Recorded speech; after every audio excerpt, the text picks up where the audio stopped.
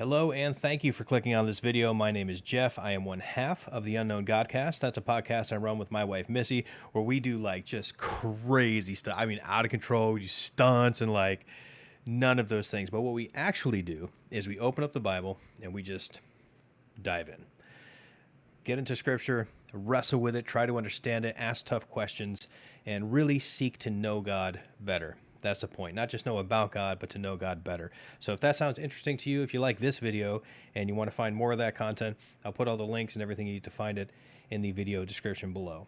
But what I wanted to do today was come on and maybe start doing some videos on some of my favorite doctrines of the Christian faith.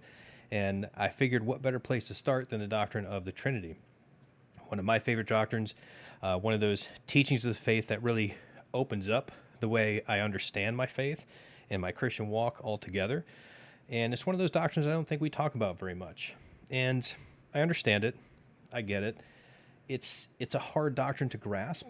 So I think a lot of us just don't want to talk about it because maybe we don't have the answers for it, right? But I think because we don't talk about it, especially now, or maybe that's just a YouTube algorithm for the videos I get, there seems to be a lot of videos attacking the doctrine of the Trinity. Now, there's lots out there that defend it as well. There's many of them are very apologetic in nature, so they're very heavy on far as word usage and the actual grammar in the text, and that's great.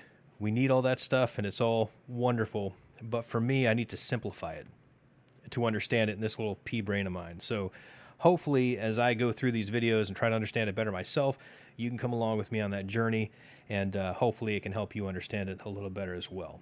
So in this video, I thought what I would do is maybe just start with a definition. So we'll just get a clear definition, and then the next few videos really try to break it down and go through the text and kind of walk through it and really try to get an understanding of just how important it is, because the doctrine of the Trinity really informs everything. It touches every other doctrine of our Christian faith, especially when it comes to the gospel, salvation. These are all critically important things. So we have to understand the doctrine of the Trinity because it is how God comes down to us, right? How he relates to us and how he brings us up to him. It's a beautiful doctrine. So anyway, when we say the word Trinity, what are we saying? Let's give a definition. The best one I found comes from this book, The Forgotten Trinity by Dr. James White. If anything I say whets the appetite, you want to know a little bit more about this stuff, I cannot recommend that book any more highly. It's a fantastic book on the Trinity. So he gives a definition this way, that within the one being of God, there eternally exists three co-equal and co-eternal persons, namely the Father, the Son, and the Spirit. So within the one being that is God, or essence, you'll hear it said as well, there are three co-equal and co-eternal persons. So how do we come up with that? You'll hear it said all the time, the word Trinity is not in the Bible. It's right. The word Trinity is not in the Bible.